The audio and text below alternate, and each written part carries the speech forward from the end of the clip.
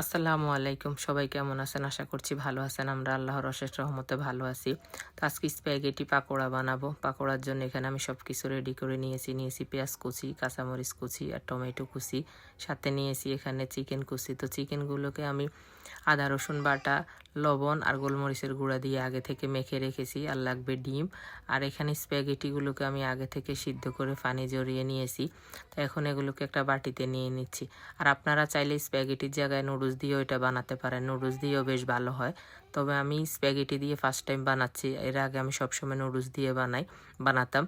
তো এখন এখানে আমি দিয়ে দিচ্ছি পেঁয়াজ কুচি আর এখন দিয়ে দিব টমেটো কুচি। তো আপনারা চাইলে এখানে আরও ভেজিটেবল অ্যাড করতে পারেন, যেমন গাজর কুচি, ক্যাপসিকাম কুচি। আবার অনেক সময় দেখা যায় যে বেশি ভেজিটেবল দিলে বাচ্চারা খেতে চায় না, তো সেজন্য আমি আর কোনো ভেজিটেবল অ্যাড করিনি। চিকেনের পরিমাণটা একটু বেশি করে দিয়েছি। আর এখন দিয়ে দিচ্ছি ডিম। আর ডিমের পরিমাণটাও আপনারা বুঝে দিবেন। নুডলসের পরিমাণটা বেশি হলে অনেক সময় দেখা যায় যে ডিমের পরিমাণটা একটু বেশি লাগে। যেমন আমি এখানে 2টা ডিম দিয়েছি, হয়তো বা 3টা ডিমও লাগতে পারে, না হলে বাইন্ডিং ভালো হবে না। আর এখন দিয়ে দিচ্ছি 2 টেবিল চামচ কর্নফ্লাওয়ার। কর্নফ্লাওয়ারটা আমি যখন নুডলসের পাকোড়া বানিয়েছি তখন আমি দেইনি, তবে এখন কর্নফ্লাওয়ারটা দিয়েছি। এটা বাইন্ডিংয়ের কাজটাও ভালো করবে আর ক্রিস্পিও হবে। তো এখন সব কিছুকে ভালো করে একসাথে আমি মেখে নিয়েছি। আর এটা মেখে রাখতে হবে না, এটা সাথে সাথেই আপনারা বাছতে পারবেন। তো এখানে মাখানো হয়ে গেছে। আর ফ্যানের তেলগুলো আমি হালকা আছে আগে থেকে চুলায় বসিয়ে রেখেছি, জন্য গরম হয়ে গেছে। তো এখন আমি একটা একটা করে পাকোড়াগুলো দিয়ে দিচ্ছি। আর এটা একদম পরিপূর্ণভাবে যে হাতে আপনারা বানিয়ে দিবেন এরকম না, এটা শুধু বসিয়ে দিলে হয়ে যায়। নুডলস তো চারদিকে ছড়িয়ে ছিটিয়ে পড়ে, কিন্তু গরম তেলের মধ্যে দেওয়ার পরে এটা এমনিতে বাইন্ডিং হয়ে যায়, একটার সাথে একটা এমনিতেই লেগে যায়, সেজন্য এটা কোনো সমস্যা হয় না।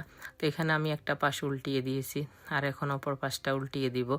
আপনারা যদি হালকা ভাজতে চান অথবা বাচ্চা থাকে বাসায়, অনেক সময় দেখা যায় যে ছোটো বাচ্চা থাকলে খেতে পারে না, তাহলে হালকা ভাজা ভেজেও নামাতে পারেন। আর যদি একটু ক্রিস্পি করতে চান তাহলে কালারটাও একটু গাঢ় হবে আর একটু ক্রিস্পি করে এভাবে নামাবেন।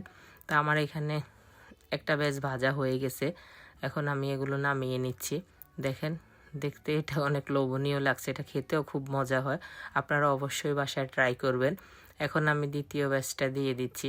দেখেন আমি কিভাবে দিচ্ছি। এটা যেহেতু নুডলস অথবা স্প্যাগেটি, এটা কখনোই একসাথে আপনি হাতে সমান করে দিতে পারবেন না। এটা এভাবে ছড়িয়ে ছিটিয়ে যাবে, কিন্তু তেলে দেওয়ার পরে একদম ঠিকভাবে হয়ে যাবে। তো এখন আমার দ্বিতীয় ব্যাচটাও দেওয়া এখানে শেষ। আমি আস্তে আস্তে সবগুলো ভেজে নিব একসাথে। তো এখন আমার সবগুলো ভাজা হয়ে গেছে। দেখেন পাকোড়াগুলো দেখতে কি লোভনীয় লাগছে। এটা খেতেও বেশ মজা হয়। আপনারা অবশ্যই বাসায় ট্রাই করবেন, দেখবেন খুবই ভালো লাগে। আর চিকেনের জায়গায় আপনারা চাইলে চিংড়ি মাছকেও ছোট ছোট করে দিতে পারেন, হাতের কাছে চিকেন না থাকলে। আবার বিফও দিতে পারেন, তবে এখানে কাঁচা বিফটা দেওয়া যাবে না। তা আমার ভিডিওগুলো ভালো লাগলে লাইক কমেন্ট শেয়ার করবেন। সবাই আমার পেজটাকে ফলো করবেন। আর এইভাবে আপনারা পাকোড়া বানায় খাবেন। দেখেন আমি একটা আপনাদেরকে ভেঙে দেখাচ্ছি কেমন হয়েছে। এটা খেতে খুবই মজা হয়, সস দিয়ে খেতে খুবই ভালো লাগে। সন্ধ্যার নাস্তা এরকম একটা কিছু হলে খুব ভালো লাগে, অথবা বাসায় কোনো মেহমান আসলে বানিয়ে দিলে খুবই পছন্দ করে।